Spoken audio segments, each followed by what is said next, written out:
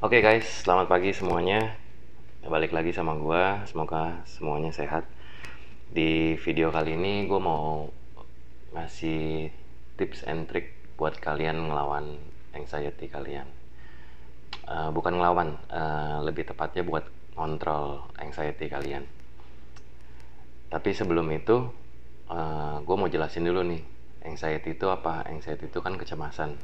Ya, kecemasan itu teman-teman juga udah pada tahu. Tapi pengertiannya ini apa? Pengertiannya itu suatu reaksi atau respon emosional dari tubuh dan pikiran untuk mengantisipasi segala sesuatu yang sifatnya mengancam. Nah, gue mau ngegaris bawahin di sini kata emosional dan tubuh dan pikiran. Kenapa emosional? Jadi anxiety itu sifatnya emosional, bukan kayak sakit fisik biasa. Beda sama kayak misalnya kita sakit kepala atau sakit perut, kita tinggal beli obat warung gitu misalnya, kita minum, istirahat, beres gitu, sembuh. Karena ini emosional, agak nggak cocok menurut gua itu dibilang sakit atau penyakit, tapi lebih tepatnya dibilangnya itu gangguan. Ya, jadi kayak misalnya gua kasih contoh, kalian misalnya nangis, sedih, nangis, tubuh kita itu bisa ngeluarin yang namanya air mata. Nah, itu kita nggak bisa ngasih obat terus abis itu air matanya berhenti. Jadi itu semuanya berdasarkan dari emosional. Atau teman-teman misalnya marah, ya nggak bisa minum obat marah, itu nggak ada gitu. Jadi sifatnya dari emosional, dan kunci dari segala emosional itu yaitu tadi gua garis bawahin tubuh dan pikiran. Jadi lebih tepatnya itu lebih digaris bawahin itu di pikiran. Jadi mulainya itu semua dari pikiran kita. Gimana cara kita memanage atau mengontrol si anxiety itu. Oke, kita bahas abis yang satu ini. Oke, ikutin terus.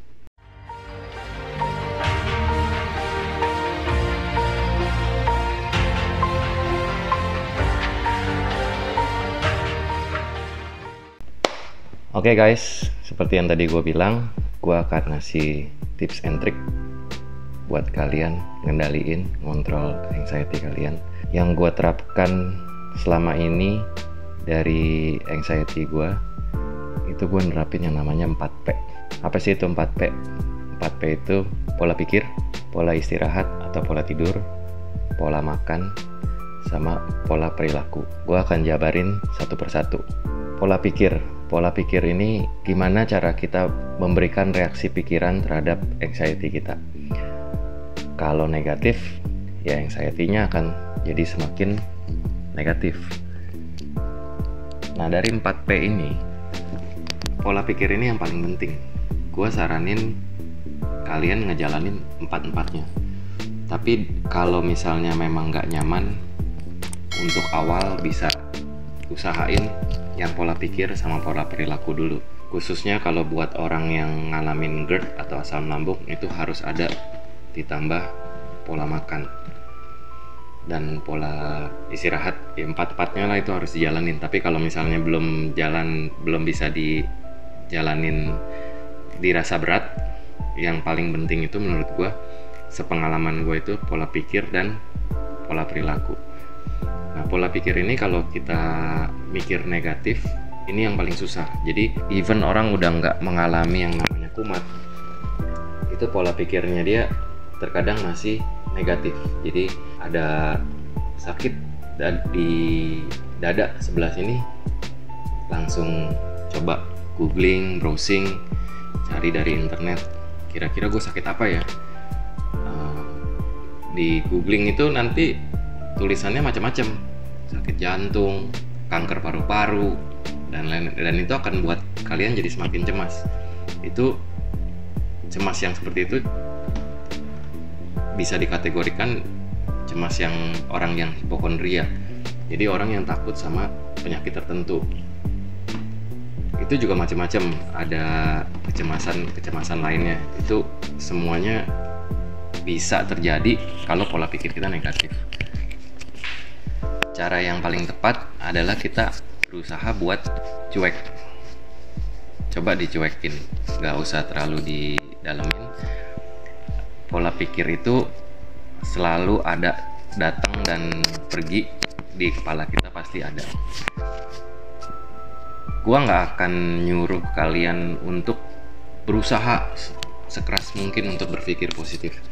Semakin kalian berusaha untuk berpikir positif, kalian akan jadi semakin cemas dan pikiran negatif itu akan jadi dominan di kepala kalian. Gimana caranya biar pikiran negatif itu lewat gitu aja? Jadi dia nggak terlalu kita pikirin dan kita nggak terlalu ambil pusing sama pikiran negatif itu. Nah, caranya gimana? Harus disupport sama yang tadi gue bilang, pola perilaku. Pola perilaku itu kalian ngelakuin kegiatan-kegiatan positif. Kegiatan-kegiatan positif kalian, misalnya kalian demen sama hobi tertentu. Misalnya kalian demen hobi ngegambar atau fotografi. Coba disalurin ke situ. Nanti pikiran-pikiran negatifnya itu akan hilang sendiri. Jadi pikiran negatif itu sebenarnya nggak pernah bisa. Banyak orang yang bilang, coba kalian berpikir positif, pikir positif, jangan pikir negatif. Karena pikiran negatif susah untuk dilawan dengan pikiran positif. Pasti akan masuk terus ke kepala kita. Oke, yang kedua untuk pola tidur, pola istirahat. Untuk teman-teman khususnya yang mengalami gangguan anxiety, GERD, asam lambung, itu coba deh tidur 8 jam. Tapi nggak harus 8 jam. Kalau di pengalaman gua itu ubah pola tidurnya itu start dari jam 9 atau jam 10, maksimal jam 10. Nah, nanti biasanya kalau orang yang anxiety itu pagi kebangun jam 4, jam 3, itu nggak apa-apa, itu dijalanin aja. Itu proses. Jadi untuk ngerubah kebiasaan-kebiasaan kita tuh yang lama jadi hal yang baru. Untuk pola makan, nah ini penting buat yang ngalamin GERD sama asam lambung, karena pasti banyak makanan-makanan yang biasanya dimakan itu harus ditinggalin, kayak coklat, kopi, susu, teh, itu harus ditinggalin. Makanan-makanan yang bergas yang bisa memicu asam lambung itu naik. Kalau misalnya teman-teman ngalamin asam lambung naik dengan gejala-gejalanya, sensasi-sensasinya, itu biar nggak anxiety itu gimana? Balik lagi ke pola pikir. Jadi semua ini 4P ini semua berkesinambungan. Jadi semuanya berkaitan satu sama lain. Jadi kalau teman-teman ngalamin sensasi, balik lagi ke pola pikir. Nah, gimana pola pikirnya negatif? Balik lagi ke pola perilaku. Nah, perilakunya gimana? Balik lagi ke pola istirahat, pola makan, terus muter seperti itu terus. Jadi harus diterapin. Nah, makanya tadi gue bilang, kalau misalnya emang belum bisa mampu jalanin langsung sekaligus 4P ini, jalanin yang 2 dulu, pola pikir sama pola perilaku. Nah, nanti yang 2 ini akan ngikut nih, pola makan, pola istirahat, pola tidurnya itu nanti akan ngikut sendiri. Pembahasan 4P ini detailnya nanti gue akan bikin di video gue selanjutnya.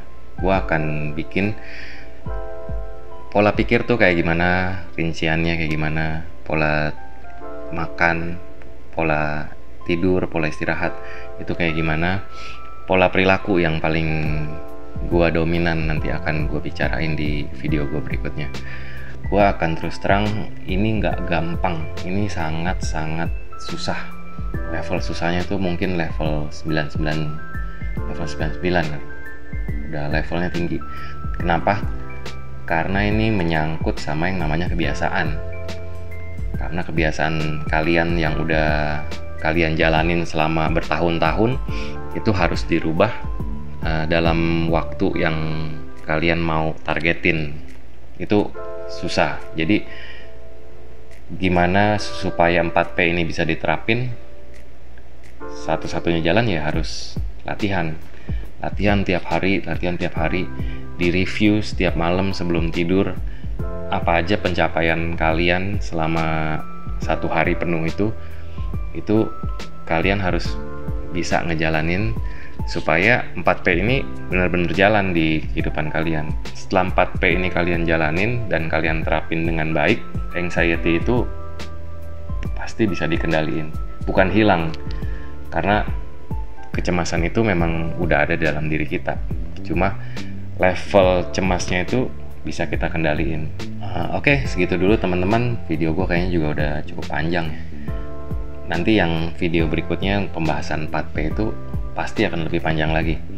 Teman-teman ikutin terus channel gue nggak akan stop buat berbagi ke kalian. Gue mau ngebantu kalian buat ngelaluin ini semua. Gue akan seneng kalau misalnya teman-teman bisa nge-report kalau kalian nanti suatu saat tuh berhasil, dan kalian juga bisa cari referensi-referensi di video-video lain yang bagus-bagus juga. Itu modal buat teman-teman buat ngelaluin anxiety ini semua. Kalau misalnya teman-teman ada pertanyaan, boleh tulis di kolom komentar atau boleh DM gue di IG gue. Kalau emang misalnya videonya bermanfaat, boleh di like, di subscribe, di share ke teman-teman juga. Oke, bye.